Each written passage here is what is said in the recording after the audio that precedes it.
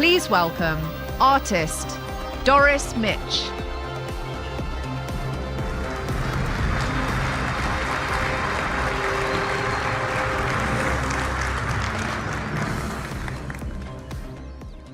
A few years ago, I suddenly had a lot of extra time to spend staring out the window. In lockdown at the start of the pandemic, I would take breaks from washing my groceries and quarantining my mail and just sit there and watch the world going by. And I got kind of fascinated with what was still moving out there, like the local crows, who went on with their normal daily commute down the side of the mountain every morning and up again every evening at crow quitting time. Birds of prey came out every day as usual and made their rounds. I'm using a process here called photostacking, where you take multiple images from a fixed point over time and layer them into one composite image. It's not new, and I had used it before, but during lockdown, looking up, I started a new series of photographs focusing on the movements of animals that had a more casual relationship with gravity than I did. Most of these photographs have between 500 and 2,000 layers. They take a long time to build, and a lot of that time is spent just experimenting with which layers to keep in the final image and which to leave out. Here, a group of pelicans came in from the left and noticed something intriguing in the water. Then another group came in from the right side and also circled around to check it out. So this isn't a moment frozen in time like a traditional photograph, but something more like a story told in 2 dimensions with layers of the 4th dimension, kind of. Looking at flight paths this way, you really notice some of the rhyming patterns that repeat everywhere in nature, like the waves that move water, light, and sound, spiraling galaxies, whirlpools, and storms. And sometimes they sketch out other things that are usually invisible to us, like the thermal updrafts that hawks and vultures ride on, finding even the tiniest patches of turbulence in the air to carry them. Working on this project, I learned that some vultures are so good at this that they can soar that way without flapping their wings at all for hours, which has to be the most meditative way there is to look for carrion. And this is what it looks like to navigate by shouting.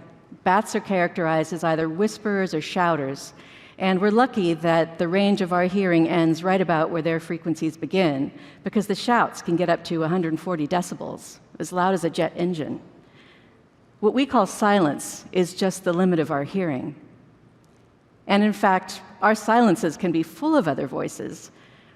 For example, it used to be a mystery how sea turtle eggs would all hatch on the same day at the same time.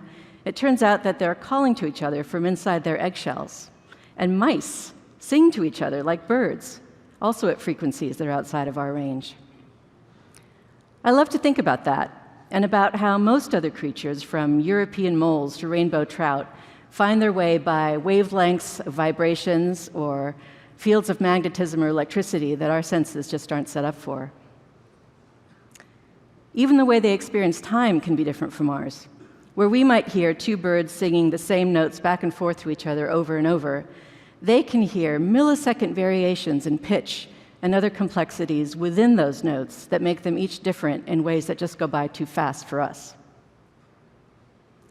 In the 1930s, the British ornithologist Edmund Selous studied flocks of starlings moving together as if they had one mind, and wrote a book on his conclusion that the birds must be psychic. It had the rather unscientific title, Thought Transference, or What, in birds. But now we know that they follow each other with a split-second lag time that's just too short for our human sense of time. And maybe for some predators, like the peregrine falcon in this picture, chasing a flock that split up and made evasive maneuvers in 2 different directions. So these are pictures of group decisions made at speeds that make them invisible to us. Pictures of the hidden intelligence in what might look to us random or even chaotic. Reminders that the universe is not made to our measure, but operates on systems beyond our perception. The empty air is anything but empty. If you're a bat, it holds the sound of the shape of a hillside. It's also a map of magnetic fields and electrical signals, and a topography of smells of krill patches and plankton blooms. We humans can invent whole digital worlds, land our technology on other planets, and build machines that hallucinate. But sometimes we still need to be reminded that there's more in this heaven and earth than is dreamt of in our philosophy. And that there are endless ways to look at its familiar sights, like a bird in flight, with fresh eyes. To expand our shared experience in a way that connects us with the rest of the living world. To feel both kinship with our fellow creatures and reverence for their otherness. In the words of the poet and naturalist Jared K. Anderson, bats can hear shapes, plants can eat light, bees can dance maps. We can hold all these ideas at once and feel both heavy and weightless with the absurd beauty of it all. Thank you.